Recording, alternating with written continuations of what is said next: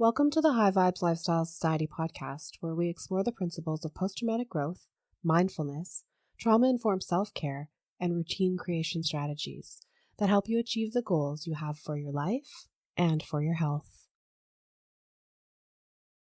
Welcome to episode number 4.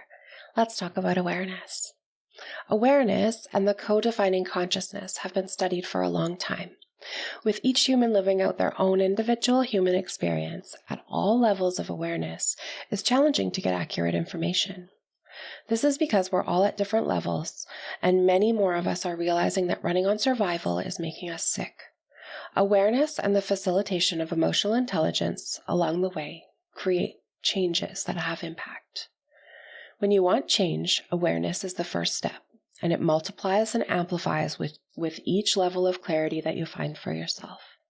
It brings you closer to your values by providing the opportunity of choice at the forefront of your decisions.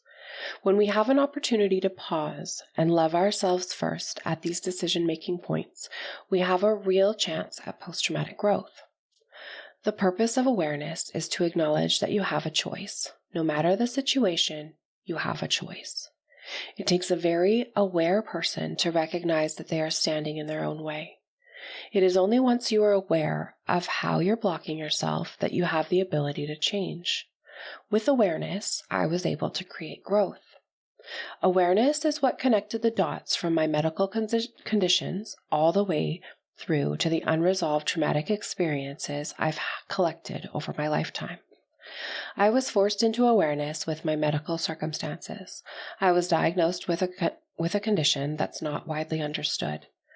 I had to become the expert about me and what was happening with my condition and learn very quickly how to advocate for myself and my body. Awareness is how I managed to figure out that my condition could be reversed with a few steps and changes that were within my control. After all, 3 of the almost 4 years that I've been healing have been in the middle of a pandemic. That made it slightly more complicated. The hyper-awareness that I was largely alone and on my own made me define what it was that I really needed to change, for me specifically, and to really take a look at what was within my power to change and what I might have to just tolerate for a moment while I paced my way to wellness. This part of my journey was also the most overwhelming. Awareness can be really overwhelming. It's not an easy task to realize that there are ways that you are creating self-sabotage. My inner critic took this and ran with it. The negative thoughts and criticisms I had about myself would make a sailor blush, and it had me scraping my knees along the rock bottom edges of my life. I became hyper aware of everything that I could have an impact on, just me. So I did the work and the learning and the therapy and even the inpatient trauma program for 28 days. I did this because I learned that I had to learn to love myself first and take care of myself on all levels. I had missed the developmental stages of certain emotional intelligence skills simply due to adversity and survival structures that became my beliefs. With all of this, I was able to turn the volume down on the inner critic to have space to be more solution and growth focused. Awareness brings to light the entire situation, and that means that unresolved emotions will likely surface. Part of awareness is anticipating your own obstacles and having a strategy like love yourself first to move through your individualized needs. Locate your obstacles, observe yourself without judgment, utilize the vantage point to strategize, execute the strategy. Every step to love yourself first correlates back to the basics of awareness. With awareness, you can acknowledge your emotions as well as your desire for growth. Awareness gives you freedom of choice. Awareness is the first step. With awareness, you find authenticity. With authenticity, you find self-love. And with self-love, you find self-definition, values, intentions, limiting beliefs, and gratitude. Awareness really is the fuel that facilitates post-traumatic growth. It is when you are unaware of how your thoughts and actions are impacting the outcomes of your life that you repeat the cycles that are keeping you away from the awareness you need to change. It is where the negativity and survival-based thinking push awareness so far away and pull in closer the coping out strategies that we create for ourselves, like anxiety and depression, or the physical habits that don't serve our health. This is where I will share a warning. Awareness is a roller coaster of emotions. Just keep moving forward with awareness, self-compassion, non-judgment, and love for yourself. And if it gets intense, ask for help. There will always be obstacles on the path to growth, on your way to more. No matter what the desired change or outcome is, awareness is the first step. Therefore, coaches and therapists will ask you to write down your goals. It is to bring them into your awareness. If we remain unaware of how we are showing up for our goals in our own lives and in relationships, we're probably spinning on old beliefs and feeling largely unfulfilled.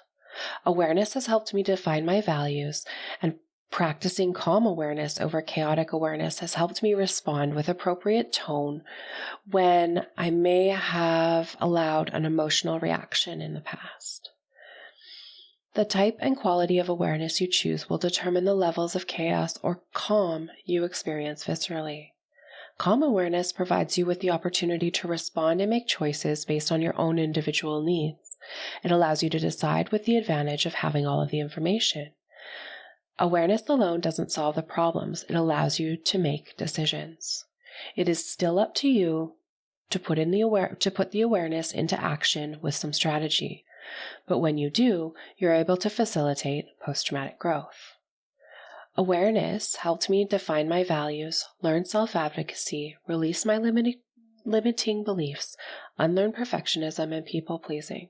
It also helped me alongside my trauma coach to reconcile the emotional blockages that were a result of my collection of adverse experiences. The return on investment for the pain and emotional anguish is the benefit of the learned emotional intelligence within the process. With awareness in my own thought processing pattern, I was able to accomplish my emotional intelligence goals. You can choose to remain unaware, or you can seek awareness and with that information to make the choices that serve your purpose and values. The thing about this process is that you get to choose helping or hurting, healing or coping out, willingness or avoidance, authenticity or ego, self-care or self-loathing, mindfulness or toxic positivity, community or isolation, self-love or fear, growth mindset or fixed mindset, pacing or impatience, nourishment or indulgence, over or underindulgence, emotional intelligence or limiting beliefs, awareness or self-sabotage. I chose to become a student of what lies beyond survival mode. I chose every single day to move forward in my life in very intentional ways. My post-traumatic growth wasn't thought into fruition. It was created by me, one foundational step at a time, unlearning, relearning, failing, and growing on a relentless repeat cycle. I learned how to have my own back for the first time in my life. I chose awareness, and I encourage you to do the same. I'll see you next week. Thanks for listening. I hope you enjoyed this episode. Please take a moment to like and comment. It helps more than you think. If you would like to connect online, visit the High Vibes website at high-vibes.ca or on Instagram at high.vibes.society. See you next time.